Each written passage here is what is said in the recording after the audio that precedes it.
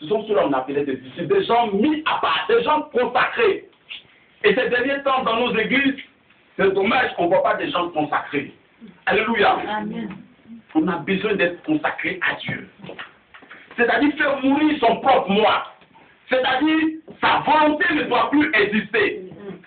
Ses goûts ne doivent plus exister. Égal le blanc que le monde va te donner, cela tu n'as pas à faire à ça. Parce que tu n'es même plus la même personne. Alléluia. Amen. Vous voyez, quand on parle de la mort, il y a vraiment quelque chose qui n'existe plus. Alléluia. Amen. Et dans ce verset, on parle de la croix. Il dit qu'il faut renoncer à toi-même d'abord. Ce que tu étais avant, si tu étais le maître de ta maison, tu n'es plus le maître. Parce que c'est un nouveau maître qui vient prendre ta place, c'est-à-dire Jésus-Christ de Nazareth. S'identifier à lui, à sa mort, à sa résurrection, à son ensevelissement. C'est cela qui fait de toi un disciple, un véritable disciple. Ce matin, je ne suis pas trop venu pour prêcher, mais je suis venu pour nous exhorter parce qu'on a déjà trop fait. Il faut que l'église que nous sommes, nous soyons des véritables enfants consacrés. Des gens qui se sont donnés. C'est-à-dire que quand tu t'es donné, c'est tout en entier. La Bible dit quoi? La Bible dit quoi? Dieu a tant aimé le monde qu'il a donné son Fils unique. Il a donné tout entier. Alléluia. Nous sommes un corps. Un corps, si le bras manque, il y a un handicap. Alléluia. Nous sommes une édifice, dans une édifice. Quand il y a une pierre qui manque, le fondement n'est plus ça. Amen. Nous sommes une famille. Dans une famille, quand il y a quelqu'un qui manque, la famille n'est plus au complet. Alléluia. Amen. Voilà pourquoi la Bible parle de l'édifice, il parle de la maison, il parle d'un corps. Et le chef, c'est Jésus-Christ. Amen. Quand tu veux suivre Jésus-Christ, il faut le suivre à 100%. Se consacrer, c'est-à-dire que ce soit tes finances, que ce soit ta maison, que ce soit ton temps, que ce soit tout ce que tu as, c'est à Jésus-Christ. Amen. Parce que tu es entier avec lui. Alléluia. Amen. On ne parle pas de la religion, mais on parle de quelqu'un qu'on doit suivre, Jésus-Christ. Et vous verrez que du pays où nous venons, on a une constitution qu'on ne peut pas respecter. C'est la parole de Dieu, la Bible. C'est notre constitution. Tout est dedans.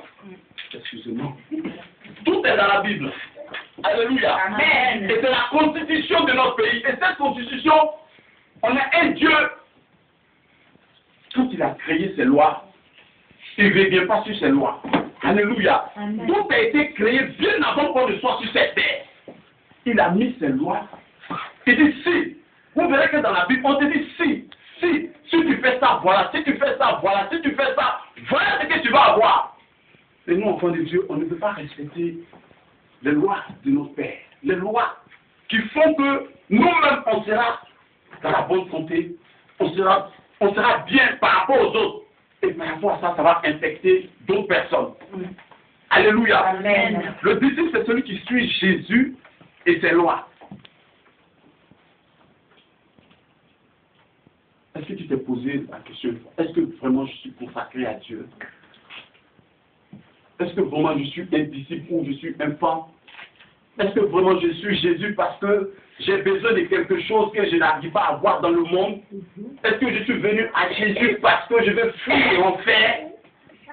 Alléluia, avoir le salut et me mettre à part. Ne pas considérer Jésus comme mon Seigneur.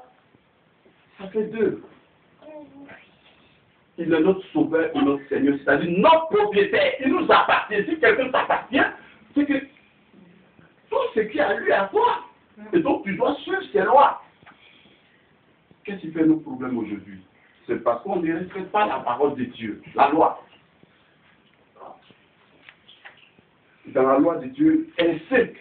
Si tu la respectes, il dit si tu la respectes, voilà ce qui va t'arriver. Si tu obéis à mes lois, voilà ce que tu vas avoir. Tu vas avoir la paix, la santé.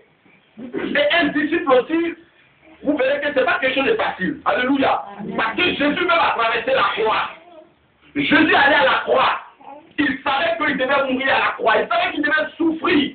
Il savait qu'il devait payer un prix. Donc quand on veut s'identifier à Jésus, on doit payer ce prix-là aussi. Alléluia. Amen. Il faut que tu te dises qu'il faut que je paye. Il faut que, s'il y a des souffrances à traverser, il faut que je le paye. Alléluia. C'est ce qui fait qu'on doit s'identifier. C'est ça notre identification. Amen.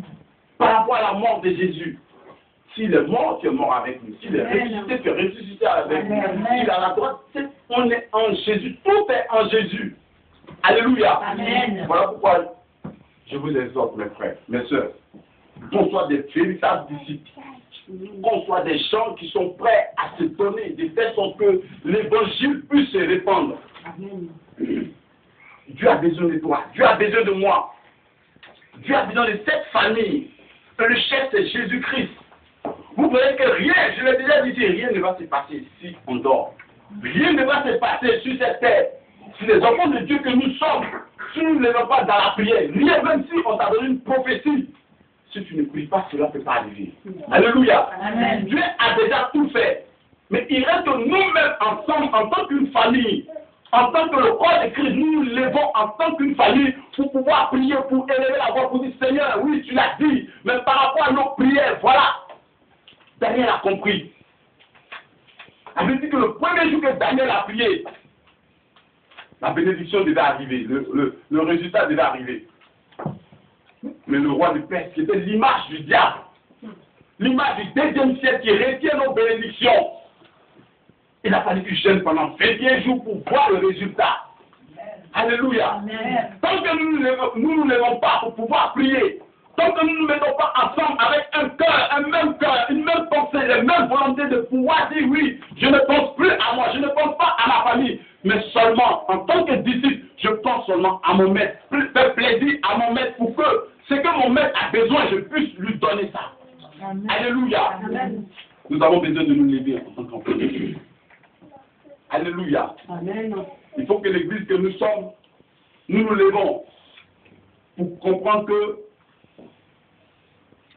la chrétienté, elle n'est pas facile. Elle est très difficile. Mais dans la prière, on y arrive.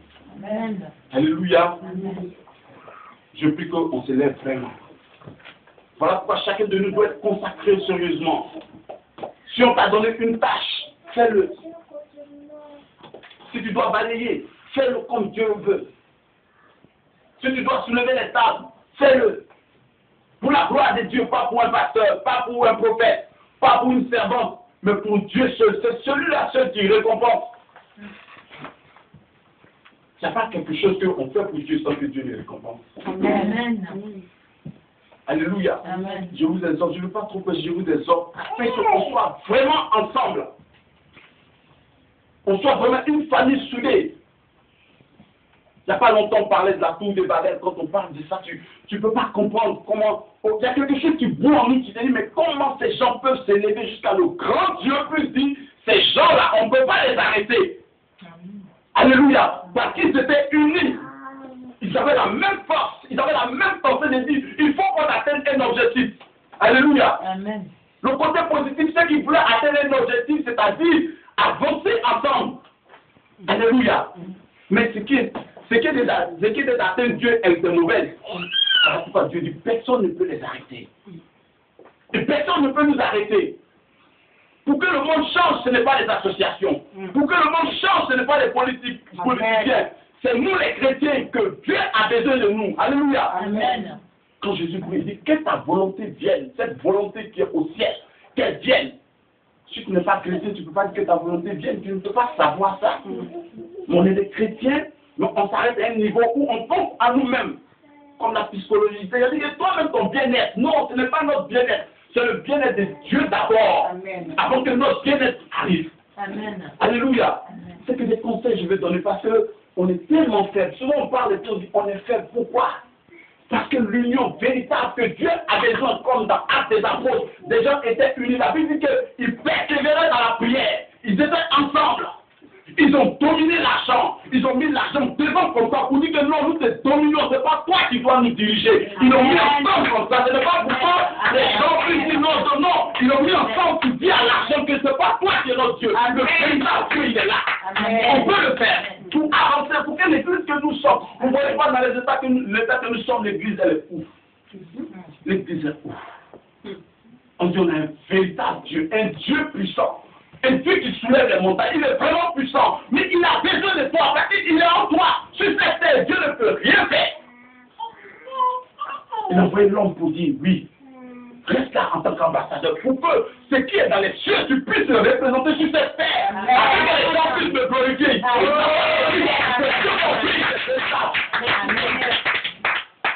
de toi. Amen. Nous sommes des disciples. On a besoin d'être consacrés. On a besoin d'être sincères entre nous-mêmes. L'amour vrai, l'amour qui pardonne, l'amour qui rassemble, de telle sorte que les gens sachent que oui, il y a une église ici, même s'ils sont tous, ils peuvent déplacer les montagnes. Amen. Je suis appelé 12 disciples. Il n'en a plus que 12, il n'a pas pris les 70. Il a trié. Parce qu'il savait que cela allait répondre son évangile. Amen. Alléluia. Amen. Ces gens étaient des hommes comme nous, ce n'est pas des dieux tout-puissants. C'est des gens que deux personnes se sont unies pour les créer. Alléluia. Des fois, c'est des gens qui ont marché comme nous. C'est des gens qui ont connu des difficultés.